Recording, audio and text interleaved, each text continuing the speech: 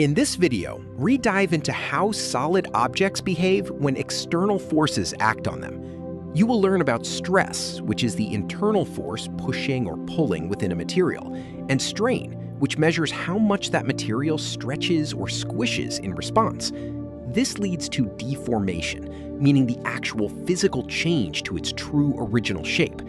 Finally, we will break down the 5 main ways materials experience stress: tension, pulling, compression, crushing, shear, sliding, bending, curving, and torsion, twisting. Understanding these simple basics is essential for designing very safe, strong, reliable structures. When you apply force to any physical solid object, it fights back internally and will change shape externally. How much it changes depends entirely on the type of force pushing or pulling it. Engineers group these forces into 5 basic categories to predict how things will break or survive. Tension stretches materials apart, like a rubber band. Compression squishes them together, like crushing a can. Torsion twists them, like wringing out a wet towel. Shear forces slide parts in opposite directions, like scissors cutting paper. Finally, bending flexes the material, creating tension and compression simultaneously. Imagine snapping a thick wooden branch over your knee. As you bend it, 3 different forces happen all at once. First, the outer curve stretches and pulls apart. This is called tension. Second, the inner curve squeezes tightly together, which is known as compression. Third, right in the middle where these 2 opposite actions meet, the fibers try to slide past each other. This sliding action is called shear. Because bending forces a material to stretch, squeeze, and slide simultaneously, it creates a unique physical state that engineers must always carefully calculate and design around. Imagine pulling a thick rope versus a thin string using the exact same amount of physical effort. The thin string is much more likely to snap. This happens because of engineering stress, which scientists represent with the Greek letter sigma. Stress is not just about how hard you pull. It directly measures how that pulling force is distributed across the inside of the object. To calculate it, you simply take the total pulling force and divide it by the original thickness or cross-sectional area.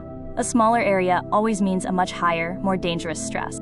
Imagine stretching a rubber band. Nagenstrip is simply a mathematical way to describe exactly how much that rubber band stretches compared to its starting size. If a band that is 10 inches long stretches by 1 inch, the strain is 1 divided by 10, which equals 0.1. Because you are dividing inches by inches, the units naturally cancel out, leaving a pure number, or A*, dimensionless ratio.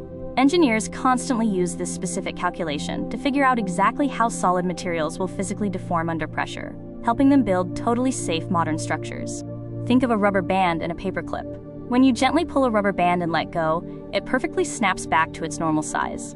In engineering, this temporary stretching is called elastic deformation. However, every material has a certain capacity or a specific limit. If you bend a paperclip too far, it crosses that invisible line, known as the elastic limit. It will not spring back to its original shape. This permanent bending is called plastic deformation. Engineers must know these limits to ensure buildings and machines stay strong and do not warp. Imagine pulling a piece of chewing gum or soft putty. As you stretch it longer in one direction, you will notice it automatically gets thinner in the middle. This happens because the material's total amount of stuff, or volume, stays exactly the same. When it grows longer, the sides must pull inward to compensate. In engineering, this natural reaction is measured by a special number called Poisson's ratio. This ratio simply tells scientists exactly how much a specific material will narrow when pulled, which is crucial for predicting how these everyday objects will physically behave. Have you ever stretched a piece of chewing gum and noticed how it gets visibly thinner in the middle as it gets longer? This natural physical reaction happens in solid metals too. Engineers use a special number called Poisson's ratio to describe this exact behavior. For most common metals, this number typically falls between 0.25 and 0.40. Simply put, it is just a mathematical way to compare 2 things: the axial strain, which is how much the metal stretches lengthwise, against the lateral strain, which is how much it shrinks or narrows from the sides. Think of stepping heavily on an empty aluminum soda can. First, your foot applies a physical push, which engineers simply call asterisk force.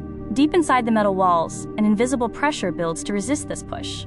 This internal struggle is known as asterisk stress. When the metal starts to give way and crush, we observe visible damage, which is called asterisk strain knocks. Finally, this sequential chain reaction permanently transforms the tall cylinder into a completely flat disc.